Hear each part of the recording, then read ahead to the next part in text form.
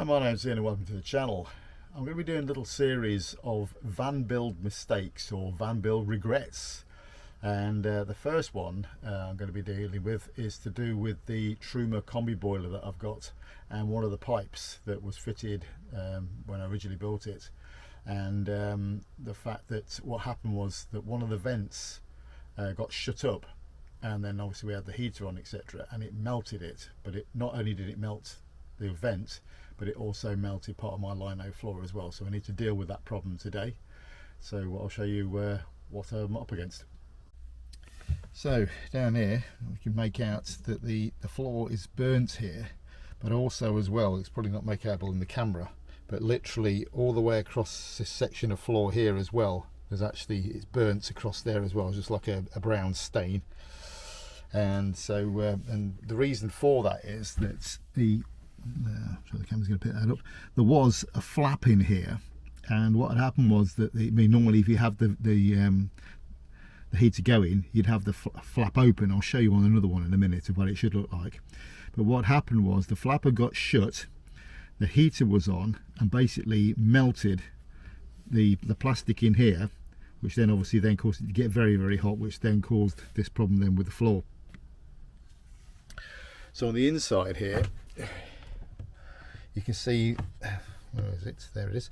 That there's a very short piece of pipe literally between the end of the Truma and where that vent goes. So literally you're looking at a piece of pipe that's probably from the inside of it, probably no more than about 4 or 5 inches long, and there's a lot of heat that builds up there. So I'm going to be dealing with that today, but I'll show you what the vent should look like.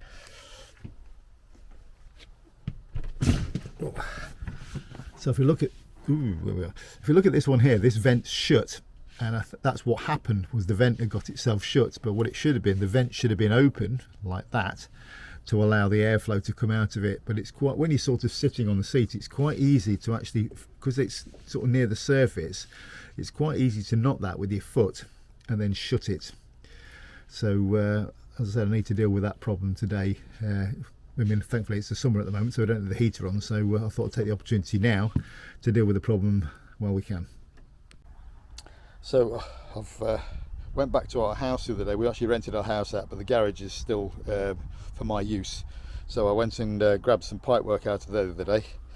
I also as well grabbed some offcuts of wood that I still had left over, and then we're then taking this little magazine rack thing I made a while ago. I'm probably going to utilise some of the wood of that as well, and with a bit of luck between all of that lot, I should be able to make something to take the extension of the pipe out of here and then do something so the pipe work is sort of up here somewhere instead, or well, you know, that it's got a longer length on it than what it has now, if I'm explaining that correctly.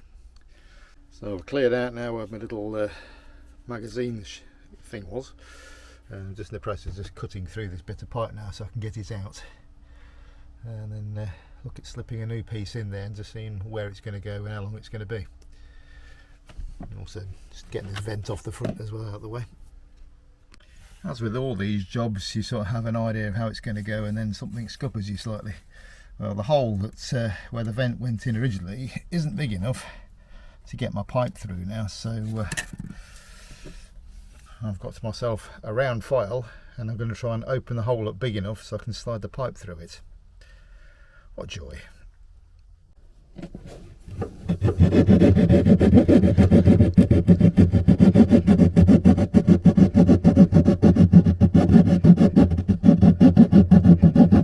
It's going to take a bit of doing, this is, so access isn't brilliant.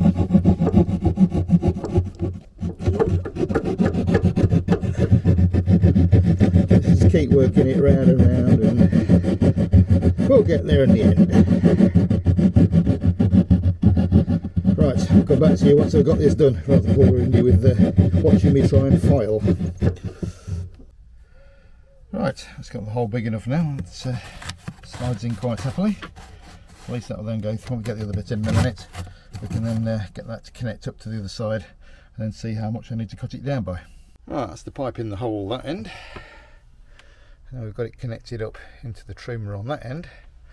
Just now to work out where I'm going to go with it. I mean, this length of pipe is massive, so I might have to just try and cut it down a little bit to try and make it a little bit more, as you can see, it goes all the way down there.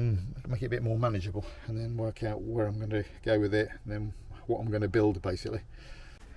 Just trying to think about some ideas at the moment for how I might be able to do this, and there's a possibility that I could maybe just get it up into this corner here, sort of pull it out on the, you know, what's picking up on the bend there, swing it round. I don't know whether I've got enough then to maybe then poke a hole, or get a vent hole through here somewhere, and through there, so it can blow out air that way. I'm not too bothered about this power point because we don't actually use it, and then also then there's the shut off there for the diesel heater that can get moved quite easily as well. So I may well do it this way. This is whether I can get the pipe to bend enough, and then also I've got to find some way of then fixing this in position as well. Might be not too bad to do. I wouldn't have thought, get a batten on the floor and just fix it to that, but we shall see. So I managed to cut the pipe back now to literally, so if we sit this in the corner, I'll get a bit of a wider angle on it, and then basically the pipe will then drop down the back into there, get it somewhere centralized as possible, and it'll probably pop out somewhere around here at the moment.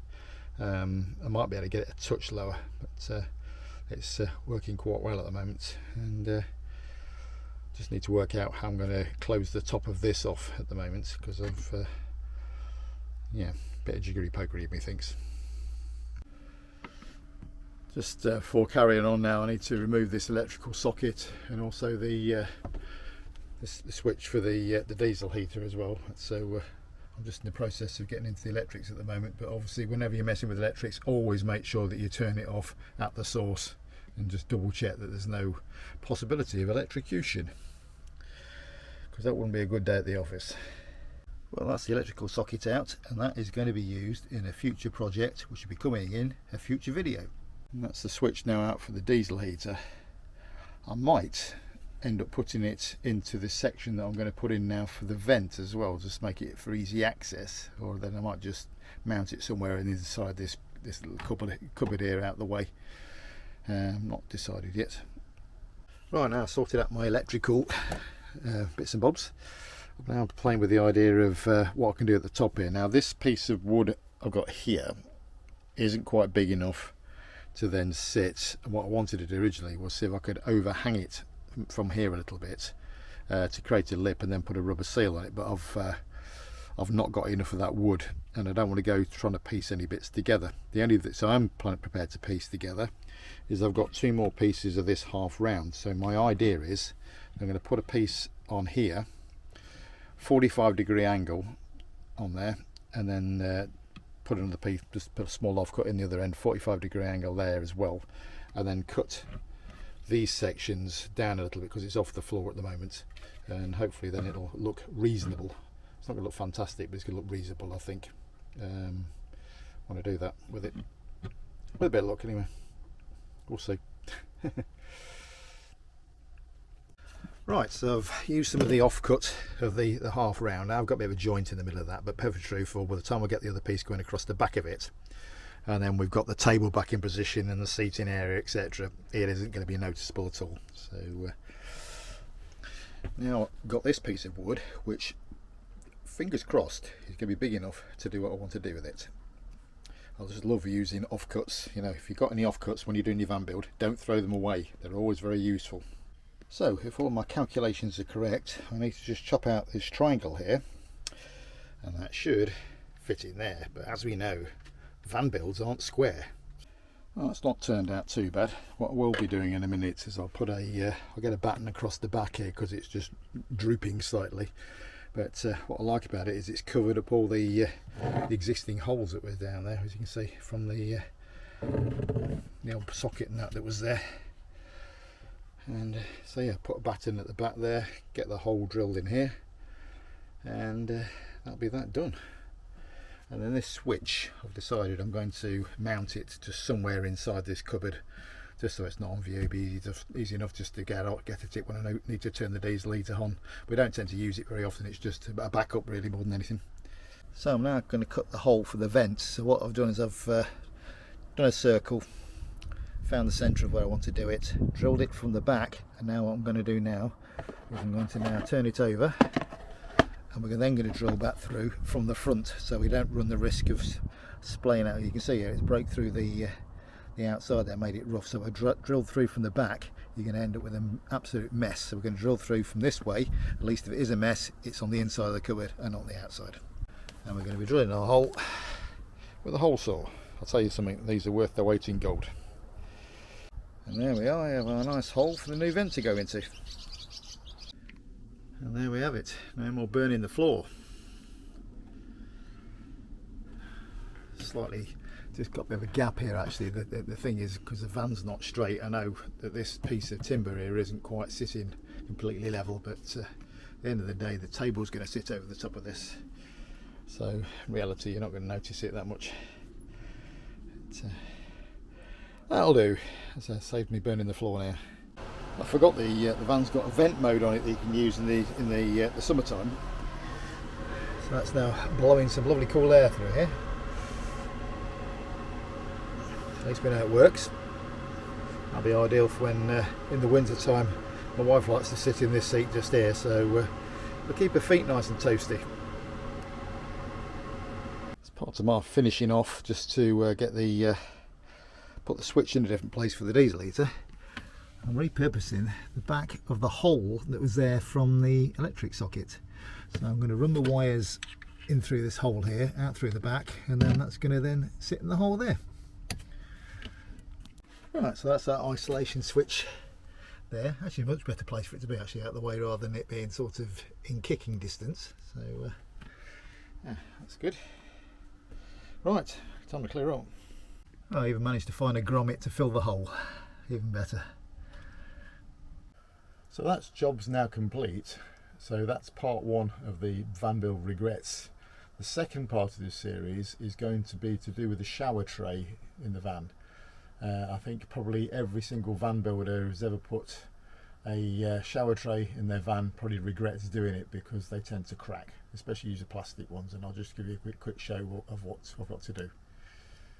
So like a lot of van builders, I've put in one of these plastic shower trays that you find in caravans, camper vans, motorhomes, which are okay for casual use, but when you're living in your van full time like we are, basically they start taking a bit of abuse. And I know you can see just there's a big crack in it there. There's cracks here. There's cracks all around there. Another crack there. Basically the whole lot is starting to break down. There's another crack just there as well. But obviously when you walk into the shower, this tray is taking a bashing every time you walk in there.